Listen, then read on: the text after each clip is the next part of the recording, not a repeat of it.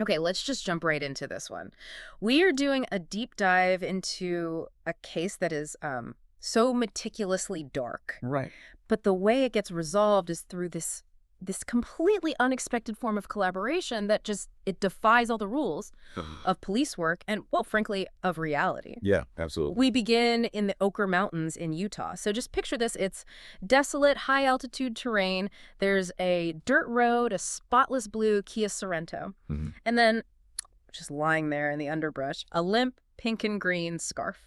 And that scarf, it's the perfect image for the whole narrative we're exploring today. Yeah. I mean, it's this small feminine detail Yeah, left behind by this massive meticulous predator. exactly. This man, driving that pristine car, he maintained this perfect disguise, Yeah. but he left this absolutely devastating trail across 3 states. The sources we have they're deep, they're rich, and honestly, they're pretty disturbing. They really are. So our mission today is to unpack this extraordinary story. It's about murder, it's about a pursuit, and what's so wild is it's about a kind of spectral justice. Right. We're pulling all this from a stack of material, detailing the interconnected fates of 3 women, Brecia, Meghan, and Skye, and the one killer who connected them all, James Carson. And what's so compelling here is that this isn't just a police procedural, not by a long shot. It's really an analysis of, well, an afterlife intervention. Yes. The source material we have, it draws from these really detailed personal accounts. And disturbingly, a lot of them are. They're post-mortem. From the ghosts themselves. Exactly. Spectral accounts. They span about 2 years, and they stretch from the suburbs of Colorado into the mountains of Utah, and then it all kind of concludes in the isolation of Idaho. It's like a roadmap. It is. It's a roadmap of this guy's pattern and, crucially, the unforeseen power of his victims who, as ghosts, they were basically forced to become the investigators the system just failed to provide. Okay, so let's start with the core problem, the camouflage. Yeah. The killer himself. He's using all these different aliases, James Carson, Jamie Carver, Jimmy Carlson. And he's maintaining this meticulously, almost boringly normal life. And that ordinariness, that was his ultimate weapon. It truly was the perfect cover. I mean, the sources spent a lot of time detailing this duality. On one hand, you have the predator.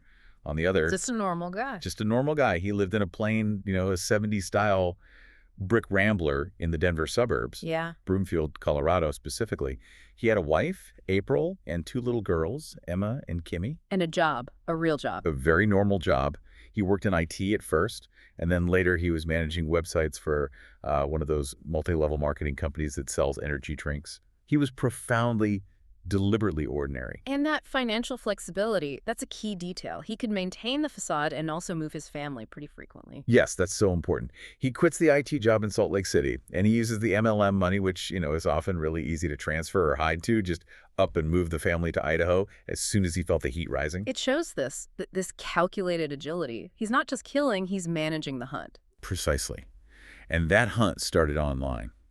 Meghan, who's the second victim, she described him perfectly. She said he was the needle in a deep haystack of bachelors on this app called Matchstrike. He was handsome. Overwhelmingly handsome. The sources consistently say he was a dead ringer for Chris Hemsworth. Wow. Yeah. With these really distinctive dark amber eyes, a hard-part haircut, and this kind of dramatic beauty mark, a big mole on his cheek that made him really memorable, almost like a celebrity. Okay, wait. If he's that good looking and he seems so normal, how does he transition to using Rohypnol? That seems like a huge leap from Prince Charming to Predator without setting off all the alarms. Well, that's where the meticulous planning comes in. Yeah. He absolutely weaponized that attractiveness. He drew women in before they could even consider that something so beautiful could be, poisonous. Right. And the source material is really explicit about his methodology. The weapon of choice was always Rohypnol, and the application was precise. He was always hidden in the second drink. The second one. Always the second. Whether it was a sharp Moscow Mule or a glass of wine, he just knew the victim would be a little more relaxed by then. And he even had this bizarre ritual around it. He did. Sometimes he'd hide the pill inside a hollowed-out Tic Tac container. So he's just carrying it around casually. And he always maintained that facade of moderation himself. So he wouldn't drink much. Barely at all. He'd claim he was just drinking ginger ale or a mocktail. He did that a lot in Utah, where, it's less common for people to drink heavily. So it painted him as the responsible one, the safe, sober one. It built this powerful sense of trust that he would then just completely shatter. So, Brecia Collier, She was the first documented victim. This is 2 years before the final confrontation in Idaho, and their relationship in Boulder, Colorado was, I mean, shockingly brief. It was exactly 1 week, which is really a testament to his whole quick strike methodology. And the way that week ended, Yeah, it reveals this terrifying possessiveness that was just hiding right under the charm. absolutely.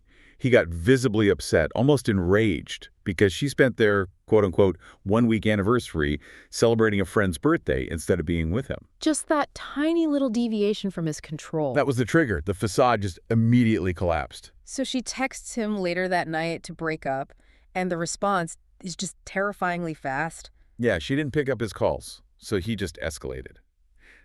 By the next morning, the sources show 22 text messages.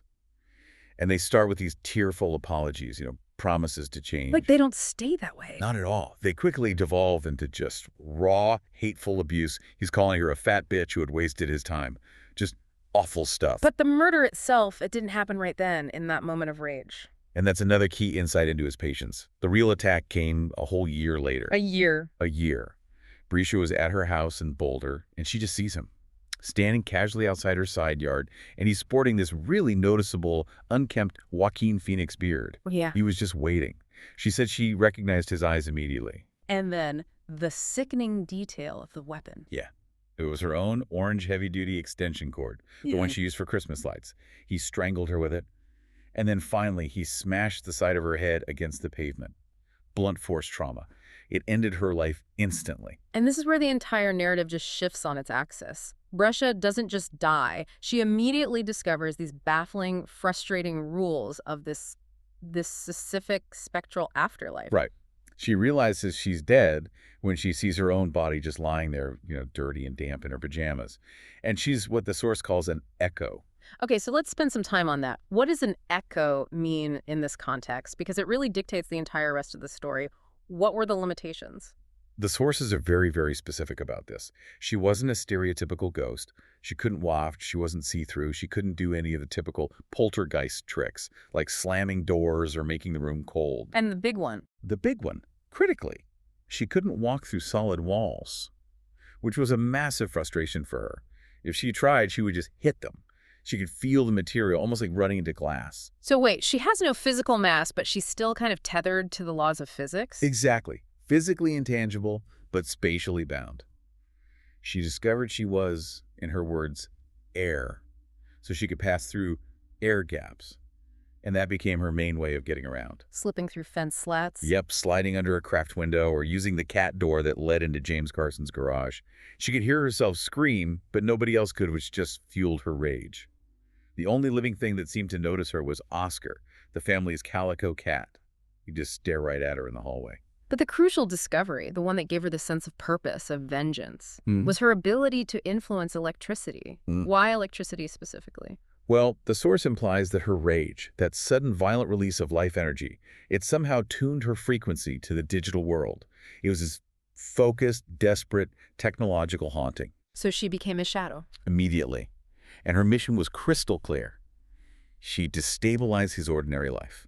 She shut down his computer 12 times. 12 times. Forcing him to buy a new one. She made light bulbs pop and flicker erratically, making the house feel subtly unstable. It forced him to deal with these constant, minor domestic crises. Her vengeance was digital and electrical, just a relentless, nonstop nuisance designed to make him feel like he was losing his mind. Okay, so now we move forward 1 year to Salt Lake City, and the second victim, Meghan. She meets him, he's calling himself Jimmy, at a place called Gracie's Spot. Right, and unlike Brecia, who was in that short-term fling, Meghan was looking for something genuine. She was looking for that needle in the haystack. But she was still being safe. She was. She'd texted her friend Charissa to call her in an hour with an excuse to leave if things went sideways. And when she went to the bathroom, she saw that famous paper sign taped to the mirror. The Ask for Andrea sign. Exactly. The safety measure for women on bad dates. On a date that isn't going well. Do you feel unsafe or just a little uneasy?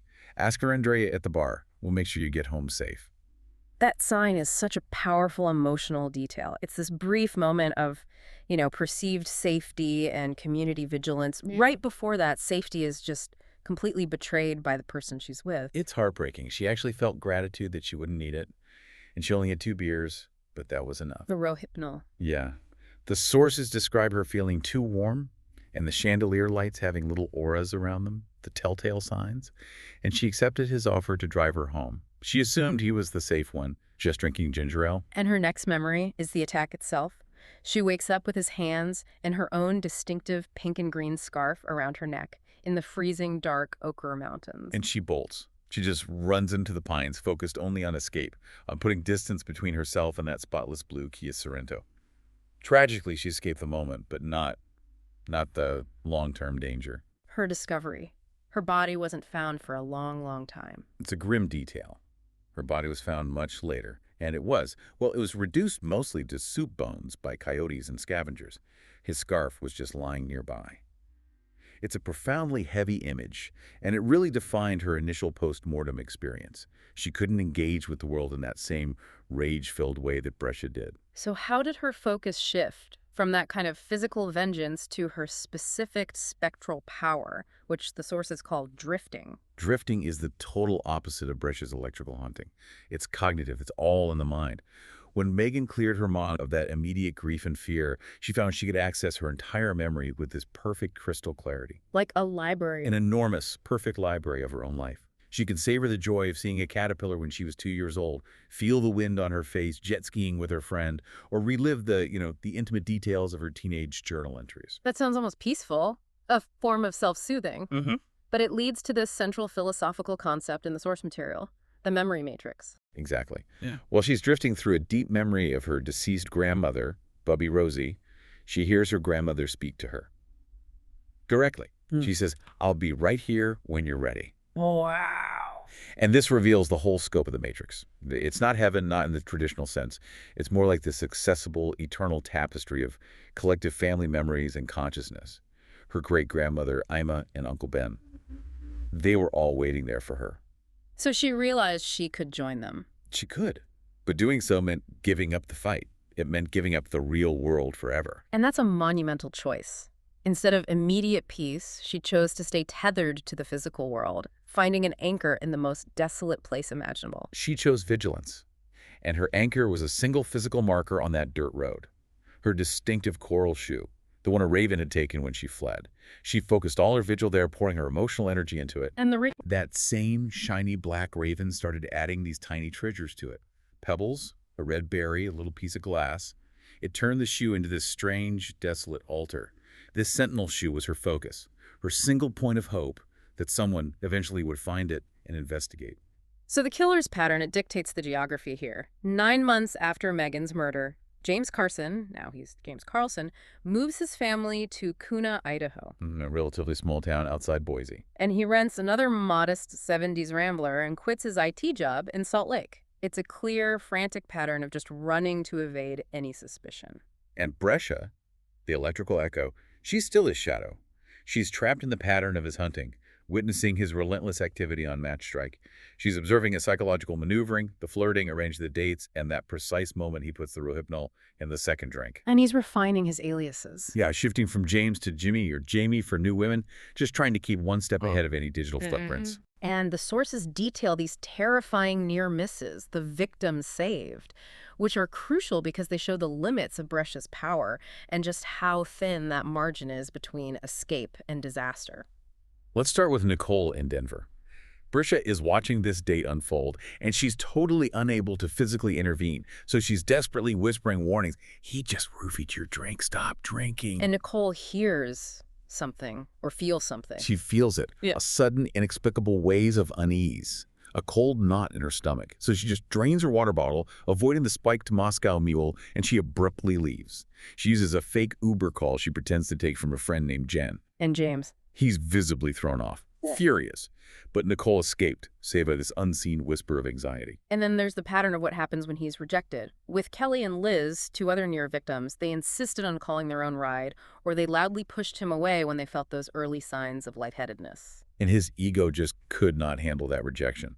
The moment they resisted or even implied discomfort, all that charm just vanished. He blocked them. Immediately blocked them on the app and, ironically reported them for having made me uncomfortable.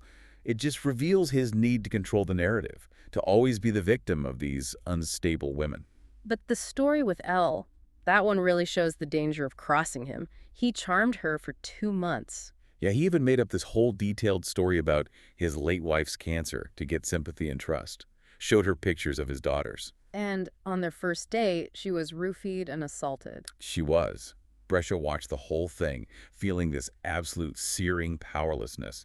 The only thing she could do was frantically make the microwave in the kitchen restart over and over. So Elle, she's disturbed, but she wants proof. She agrees to a second date. And on that second date, she insists on only drinking water and cuts it short. And that's when James's control just snaps. That moment, that breaking of his fragile control is terrifying. It is. When Elle ghosted him after that, he drove straight to her house. The source materials confirm he used a specific tool he kept in his car, a small, sharp seatbelt cutter, and he methodically punctured all 4 of her tires. Wow. Brecia watched him do it. And then, right before speeding away, she saw him definitively block Elle on the dating app. It wasn't about sex at that point. It was about this explosive, controlling rage against anyone who exposed the lie. And that pattern, that refined pattern, brings us to Skye in Kuna, Idaho. She worked at the Daily Grind coffee shop. She was excited about this handsome, regular customer she nicknamed Dolly. And she was just 2 days away from leaving for Idaho State University, a whole new chapter of her life. So James targeted her at the perfect vulnerable moment. She was excited, distracted, and trusting. And he played the gentleman. He offered her a ride using this common local lure. He promised to find a spot called Moe's off Blacks Creek Road where she could finally get cell service to text her mom. And the text? Her text was to say, "Te quiero, mija. I love you, my daughter." And the moment she realizes the service is still out, that's when the trap sprung. That was the moment of the attack, by the creek bed. Her phone, though, it was useless to her at the time, but it became the crucial clue. Its cell tower pings linking Boise and Kuna. That's what eventually led the police to her body 3 days later. And Skye's initial experience as a ghost, it was grief, not rage. Right. Her body was already starting to turn grayish-brown when she realized she was an echo, just like Brecia, and her immediate instinct was to try to comfort her mother. She lay down next to her sleeping mother, trying to whisper, "Te quiero. Can you hear me?" But the spectral rules, they hold fast against influencing loved ones directly. They do. The sheer despair and focused emotional energy from Skye caused the light bulb in her mother's room to just flicker violently. Her mother jolted awake screaming, and Skye realized that trying to influence the living, especially the people you love, it only causes them distress and anxiety. It could drive them crazy. So she had to abandon that idea. And this brings us to the pivotal moment, the alliance. Brecia, who had followed James to Idaho, and Skye, the newest victim, they find themselves both echoing around the Kuna police station. And then the link is completed when Meghan arrives. Her body had just been discovered in Utah, and the news coverage had somehow drawn her memory-focused echo to that police station. And the connection, it was instantaneous, physical and cognitive. It was. When the 3 of them finally embraced Meghan and Brecia first, then Brecia and Skye, they experienced an instantaneous, high-definition memory transfer. What exactly was this DBOC-X movie transfer you mentioned? It was like a high-bandwidth cognitive data dump. They weren't just sharing feelings, they were sharing raw, perfect information. The scent of the Rohypnol-spiked drink, the feel of the seatbelt cutter, the look of the blue Kia Sorento, the exact geographical coordinates of their deaths. Everything. Everything.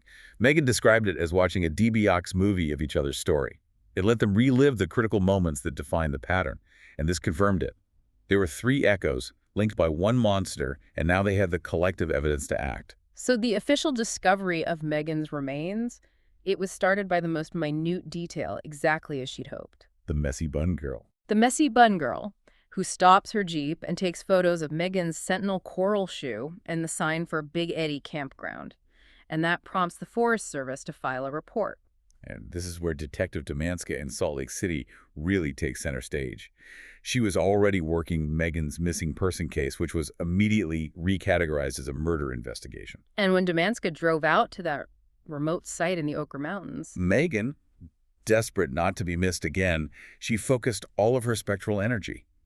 She screamed silently and just concentrated, and it caused Domanska to suddenly, inexplicably, stop her car. She just felt like she needed to look beneath the pine needles nearby, and that's how Meghan's bones were finally found and identified. Domanska was relentless. She tracks James Carson to his IT job in Salt Lake City, but he just lies. He puts on this brilliant performance. Oh yeah, fakes a sieve brain, claims he can't remember dating anyone, and says, I'm moving in 2 weeks anyway. But Damanska keeps pressing, and she's bolstered by this crucial, unexpected tip. Ken, Skye's manager from the Daily Grind in Idaho. Right. He'd filed a report connecting his handsome, secretive customer to a potential murder in Idaho. So now you have two states involved. And this is where the Ghost Alliance really kicks into action, because the human police system, it starts hitting all this bureaucratic friction. Detective Kittleson in Kuna, Idaho, he was skeptical, slow, overworked. He was just treating Skye's death as a standard local homicide, and he refused to connect it to this predator from out of state. So the ghosts decided to make the investigation impossible to ignore. They did.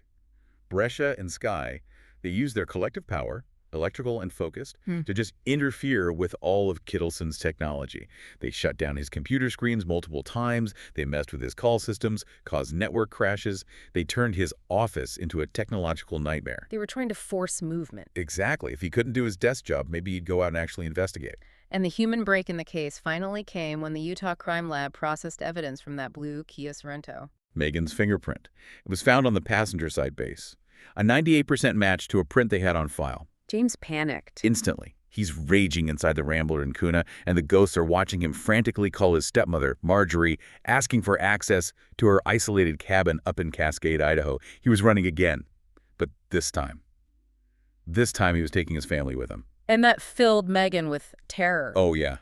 They all knew the chase was on. The getaway, it was frantic, it was messy. James forces April and the girls into the minivan. He's visibly snapping at the children, just completely stressed and agitated. And the Ghost Alliance, Brecia and Skye, inside the van, with Meghan running alongside, they follow them deep into the wilderness of central Idaho. Brecia, she's the keen observer. She noticed his panic. Not just in his temper, but in the disorganized way he packed the van. He was leaving key routines behind. And when they reached that isolated log cabin in Cascade, the horror just became absolute. James immediately starts taking inventory of survival gear. Mountain meals, tarps, a shovel. A shovel. And he didn't waste any time. He left the cabin almost right away to start digging. The sources describe him digging 3 separate shallow graves near a deer path. And he's calculating his survival days alone, based on the mountain meals he'd brought. Meghan's reaction was just terror. She was convinced he was planning a murder-suicide, or even worse, just eliminating liabilities before going completely feral. The digging solidified his intent. This wasn't just an escape. This was preparation for his final, solitary survival. And this threat, this impending family annihilation, it forces the ghosts to try their most dangerous and direct action yet, influencing a loved one, April. It was Skye's idea, the dream-talking attempt. Right. Brecia, just fueled by this protective rage, she positions herself between April and James in the bed, and she's whispering these desperate, simple warnings about the holes being dug outside. It was a terrifying gamble. And April wakes up screaming. She jolts awake, startled. But when James roughly dismisses her fear, tells her to go back to sleep, she falls silent. But she didn't dismiss it. She chose to listen to that whisper. She's feigning sleep, but her internal panic is solidifying into this cold, analytical fear. So the whispers, they planted the seed. But April needed physical proof to override all those years of manufactured normalcy. And that proof came early the next morning. James had left briefly, and he went back to the site. That's when she heard it. She finally understood the scope of the danger when she heard that distinct metallic sound echoing from the woods nearby. The clank of metal on dirt. Erratic and repetitive as he refined the holes he dug. It wasn't a squirrel, it wasn't a bear. It was a shovel. And that sound just ripped away her denial. Her panic immediately turned to this cold, strategic determination. She knew she had to get the girls away. Yep. The next morning, she managed to lure Emma and Kimmy out on this impromptu nature school walk, leading them onto the deer trail away from the cabin. And she used the only motivation she could rely on: fear. She invents this lie about a bear chasing them to keep the girls running at an exhausting pace, maintaining absolute silence about the real threat. The girls were running purely on adrenaline and terror. And this is where the Ghost Alliance proved its ultimate strength. They became these invisible shields. They were acting as pure kinetic and directional energy. Right. When little Emma screamed in fear, risking exposing them to James, Skye and Meghan used their combined spectral energy to create this massive distraction. They didn't make a sound. No, they focused their internal emotional screams directly at James. It pushed him to go the wrong way on the path. He didn't hear anything physical, but he felt this overwhelming, inexplicable mental push.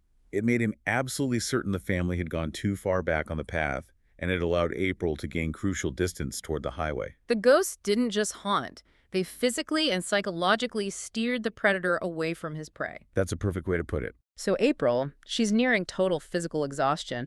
She finally reaches the highway and spots this beacon of civilization she desperately needs, the Big Cat Mountain Lodge. Advertising, of all things, the best prime rib in Idaho. Right. She hurries the girls inside, and she's flanked by the 3 invisible spirits who had guided her there. But James was already there. He had anticipated that civilization would be her only recourse.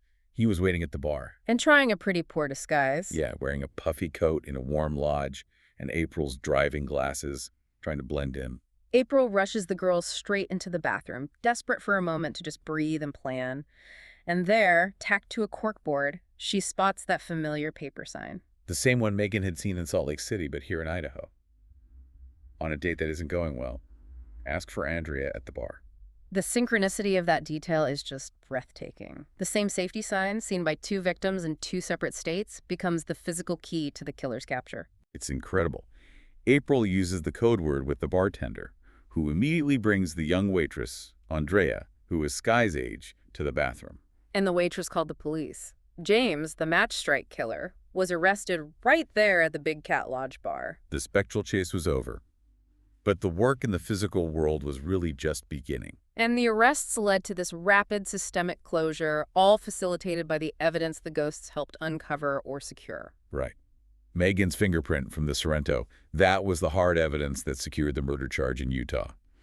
And Brecia Collier's murder in Colorado was immediately reopened as a cold case, linked by the methodology in James's sudden arrest. And the charges for Skye. This is the final victory of the Ghost Alliance. Skye's murder charges were secured when Detective Demanska, driven by this spectral tip that was whispered into her dreams. Which she interpreted as a strong hunch. A very strong hunch. Yeah. She located the final specific piece of evidence back at the Kuna Rambler. Wait, let's pause on that dream tip. Demanska wasn't a loved one, so why did the ghosts risk directly influencing her? Well, the source implies that Demanska, by acting as this determined functional substitute for justice, she allowed the ghosts to bypass that don't distress loved ones rule. She wasn't family, but she was actively seeking the truth. So they could reach her. It seemed so. She drove straight back to the Rambler, and following the specific direction of that hunch, she located James's daily grind coffee cup, the one with Skye's smiley face drawn on it, at the very bottom of his recycling bin. It was irrefutable. It linked him directly to Skye's final hours and secured that 3rd murder charge. So with the James Carson captured, the triple murder charges secured, the purpose of the 3 spirits was fulfilled. They had achieved justice where the physical system had failed for years. And they faced that choice that had defined Meghan's limbo from the beginning, to drift permanently into the eternal memory matrix. And Meghan, feeling that relief and closure, she prepared to join her family. Bubby, Rosie, Ima, Uncle Ben. She had stayed tethered to the world through her shoe, but now she was ready for that eternal peace. Yeah. And Brecia, who had been sustained purely by this vengeful rage and electricity, she found that the collaboration had finally given her peace. She realized she hadn't been alone in her endless limbo. She was ready to move on to go find her Aunt Nellie in the Matrix. So Brecia's departure confirmed a crucial rule of this spectral existence. The Eternal Library, it's not just about blood relatives. Exactly. It's about deep, sustained emotional connections. And Skye, the youngest victim, she initially feared being alone. Since her immediate family was alive, she worried she wouldn't have a connector waiting for her. But Brecia and Meghan, in one final act of their alliance, helped her search her own babyhood memories of El Salvador. And there, she found a link to her great Aunt Marcia, or Estella. Which confirmed that she too had family waiting to welcome her into the memory matrix. She achieved a final, profound peace right alongside her allies. It's a powerful synthesis. Victims finding this collective consciousness not just to achieve vengeance, but to achieve eternal rest. Now, we do have to address this. This curious inclusion in our source material. Nestled within the larger narrative was a brief, thematic counterpoint. Right.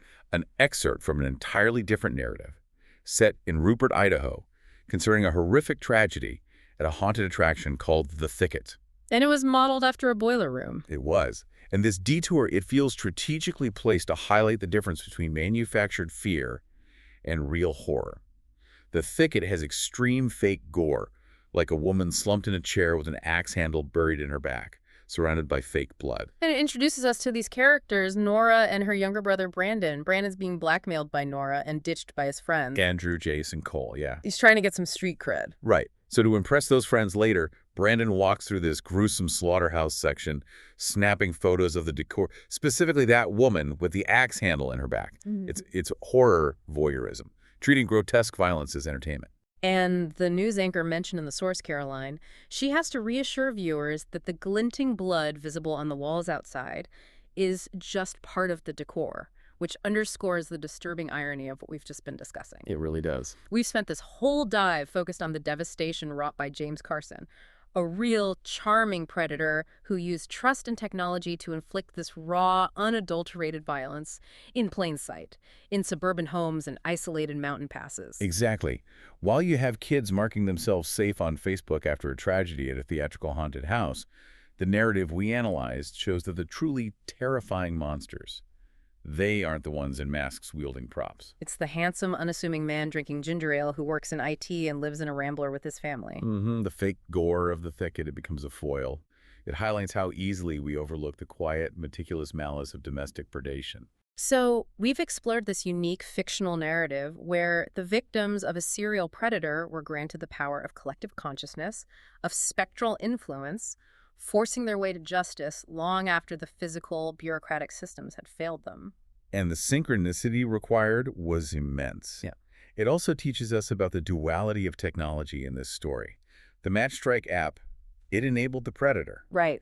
But the spectral ability to control electricity, to locate digital footprints, and to secure forensic evidence like the fingerprint in that coffee cup, that's what ultimately secured the justice. The narrative really powerfully underscores how the smallest, most overlooked details, the pink and green scarf, the sentinel coral shoe, The specific frequency of a ghost's rage. the scribbled smiley face on a paper coffee cup, and that safety sign seen in 2 different states. All of it can hold the ultimate key to solving the largest, darkest secrets. And that leads us to the final provocative thought that the source material offers us. The text suggests that memory, consciousness, and the connection to our loved ones, they aren't destroyed by death. They're merely transformed into an accessible, eternal library, the memory matrix. So if our past experiences create a tapestry that can still be accessed and expanded after we're gone, what is the most important visible thread that you are weaving into that history today?